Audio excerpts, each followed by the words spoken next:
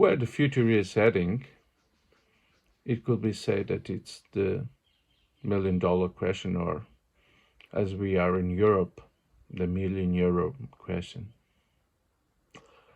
You can saw this question from two kind of perspectives. One pessimistic, that make an interpretation of the current events that we are living and say that we are heading for the end of the world and the end of humanity.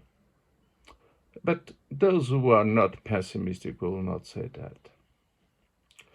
When we are facing the birth of a new age and the end of another, it always have these kind of problems that we are living today and that will live in the future, near. For example, if we saw the end of the Dark Ages and the beginning of the Renaissance, we will see that our ancestors have faced the same problems that we are living today. It was very turbulent times, the beginning of the Renaissance. It was the end of a kind of state, the feudal state, and the beginning of another state with new structures, new institutions of the modern state. It was the end of economy, of a closed economy to an open economy, so open that we saw the first globalization, an economy that went from Europe to Africa, from Africa to America, from America to Asia. It was the first globalization, as I said it. But it was also the age of exciting inventions that will revolutionize the world. For instance, it was in the beginning of the Renaissance that Gutenberg invented his printing machine. Until that date, knowledge was achieved by a little minority. The printing machine permit to democratize the knowledge, to make that knowledge reach more people in the world, and so transform humanity. That was what the printing books have done. And also, the discoveries made by Portugal and by Spain have changed the economy and the face of the world. We are living today some challenge that our ancestors in those days have lived.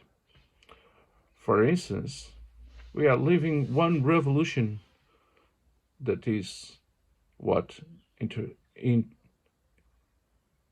artificial intelligence is bringing. In his last book, Eric Singer has described artificial intelligence as something very, very, very new, that we could not knowledge everything, but we have knowledge something. For instance, we know that medicines can be discovered by artificial intelligence in a way that humans could not, because artificial intelligence are looking for some possibilities that human intelligence could not reach. That's something amazing. And new medicines and new drugs can be made by artificial intelligence and can save many lives that in the past, with a lot of investigation made by humans, could not be done. This is something revolutionary because it will transform the way that we are doing drugs. We'll bring new drugs to old illness that we had until today. That will save a lot of human lives. But artificial intelligence has a problem, because if it will be like the prediction that Arthur C. Clarke made in 2001, A Space Odyssey, it could be brought something bad to humanity, and this problem exists. The second question that I would like to speak with you about the future is about demographic. In the Western world, we see a demographic crisis that United States also have, and China has had, by different questions, by different reasons, in these geographical areas. That will make that these territories will need people. And these people has to be immigrants from South America, Central America, Africa, and other parts of Asia. These will make some shocks with the populations that are living in the Western world, as we are seeing today. But they are inevitable, because we have a lot of lack of manpower in the West.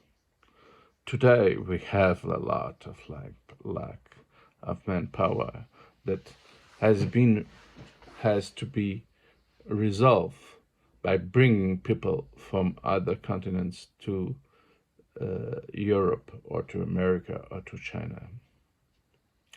That will transform our societies, and that will be a challenge for the European society in particular.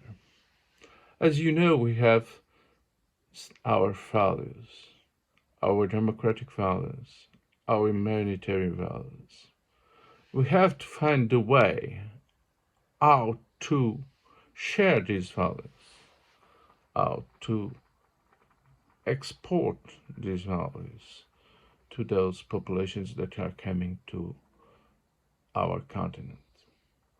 If we do not do that, we could see a big transformation of our societies in a path that I think that we don't want it. This is the vision that I have for sure of the future. Thank you.